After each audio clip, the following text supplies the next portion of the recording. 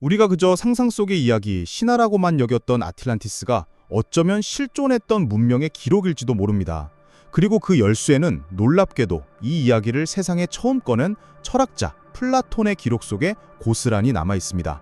오늘은 소설보다 더 소설 같은 플라톤의 글을 파헤쳐 아틀란티스가 단순한 신화가 아닐 수도 있는 세 가지 결정적 단서들을 추적해 보겠습니다. 이건 당신이 알던 아틀란티스 이야기와는 전혀 다를 겁니다.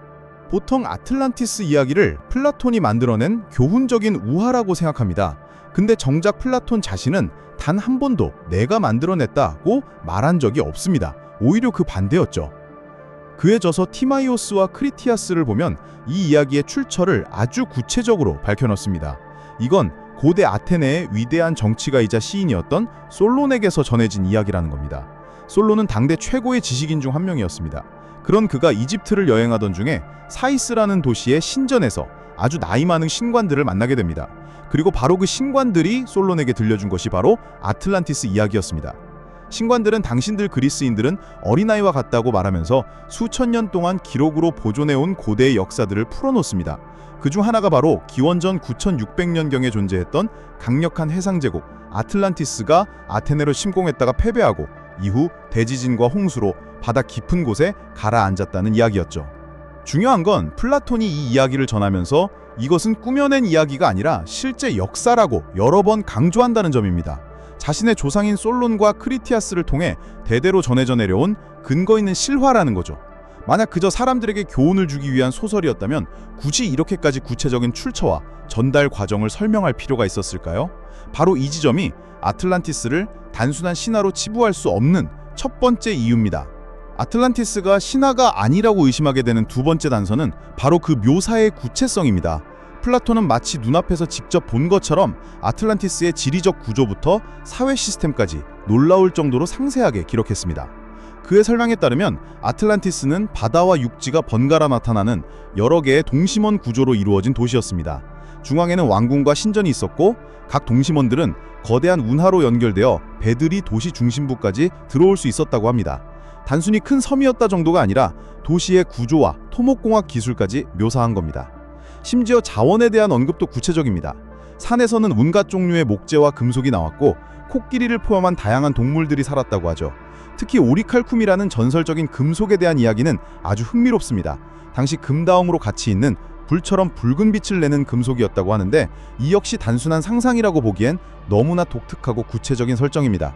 또한 아틀란티스의 사회는 열먹의 왕이 각 지역을 다스리는 연방 형태였고 강력한 군대를 보유하고 있었습니다.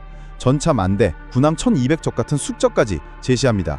신화나 우화가 이렇듯 구체적인 수치까지 언급하는 경우는 거의 없습니다.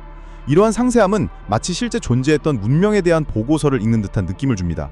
이것이 바로 아틀란티스가 플라톤의 상상력만으로 만들어진 허구가 아닐 수도 있는 강력한 두 번째 단서입니다. 마지막 세 번째 단서는 아틀란티스의 최후에 대한 기록입니다. 플라톤은 아틀란티스가 신에게 벌을 받아 하룻밤 사이에 바다로 가라앉았다고 말합니다. 끔찍한 지진과 홍수가 일어나 단 하루와 하룻밤 사이에 땅이 갈라져 그들을 삼켜버렸다고 말이죠.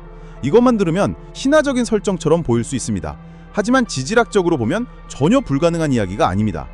실제로 인류 역사에는 지진이나 화산 폭발, 그리고 그로 인한 거대한 쓰나미로 인해 한순간에 사라져버린 도시와 문명들이 존재합니다. 예를 들면 지중해의 산토리니 섬은 고대 미노아 문명의 일부였지만 기원전 1600년경 엄청난 화산 폭발로 섬의 대부분이 날아가 버렸습니다. 많은 학자들은 이 사건이 플라톤이 아틀란티스 이야기를 구성하는데 영감을 주었을 것이라고 추측하기도 합니다.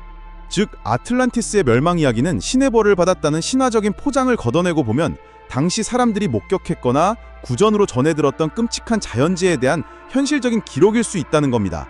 신화는 종종 실제 역사적 사건을 바탕으로 만들어지기 때문에 그래서 이 비극적인 최후의 묘사는 오히려 아틀란티스의 실존 가능성에 힘을 실어주는 마지막 단서가 됩니다. 정리해보겠습니다. 오늘 우리는 플라톤의 기록을 통해 아틀란티스가 신화가 아닐 수 있는 세 가지 단서를 살펴봤습니다. 첫째, 플라톤 본인이 지어낸 이야기가 아니라 이집트에서부터 전해진 실제 역사라고 주장했다는 점. 둘째, 상상이라고 하기엔 너무나 구체적이고 상세한 도시와 사회에 대한 묘사. 셋째, 신화처럼 보이지만 실제 자연재해의 기록일 수 있는 현실적인 최후. 이 모든 것이 아틀란티스를 다시 보게 만듭니다. 오늘 영상이 흥미로우셨다면 구독과 좋아요 부탁드립니다.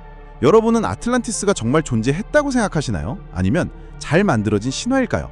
댓글로 여러분의 생각을 자유롭게 남겨주세요. 오늘 이야기는 여기까지입니다. 세상의 모든 경이롭고 신비로운 미스테리를 파헤치는 곳, 다음에는 더욱 흥미로운 주제로 찾아뵙겠습니다. 현실초월이었습니다.